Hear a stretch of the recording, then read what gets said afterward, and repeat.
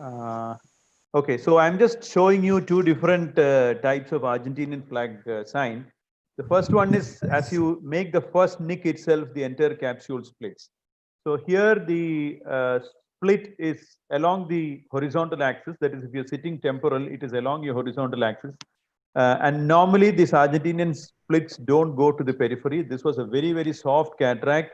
And with just phaco aspiration, I was able to manage this case easily. This is a three-piece lens that I'm implanting. These three-piece lenses will go into the bag because only two areas in the bag are open. But these two flaps needs to be trimmed. And so I do what is called a hemirexis in this situation.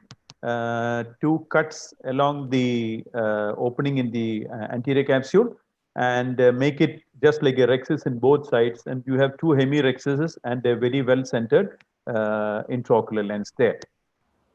This is the second case where once you start the rexis, the first flap is there. You made one turn, about 2-3 clock hours of turn.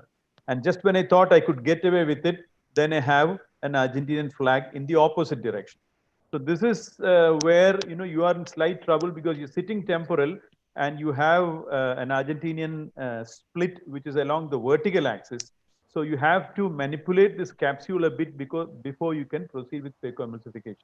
So this hemirexis, what I did after IOL implantation in my first case has to be done before IOL implantation in this case because otherwise it makes your phacoemulsification extremely difficult and there is every chance that you might injure the anterior capsule while doing your phacoemulsification. Now, needless to say, the anterior chamber has to be filled very well with a good dispersive viscoelastic before you do these maneuvers.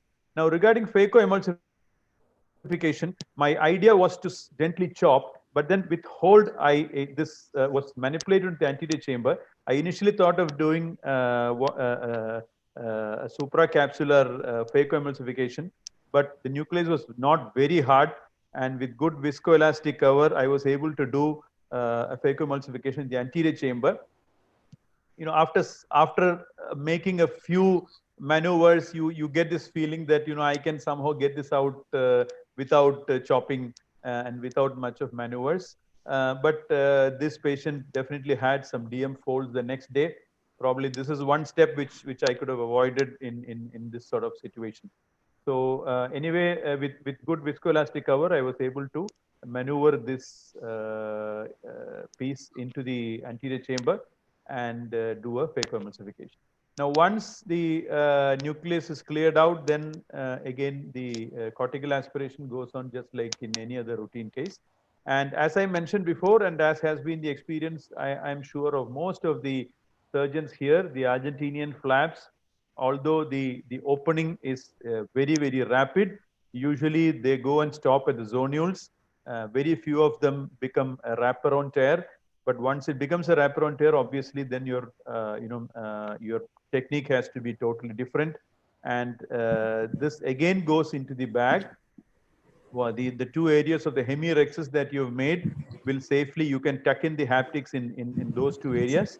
And the open area of the capsule will be in the opposite meridian to the haptic. So this is my two videos regarding the Argentinian flag sign. Thank you very much, Dr. Sai. Thank you, Dr. Chitra, and thank you, ARC, for this wonderful opportunity. Thank you. Dr.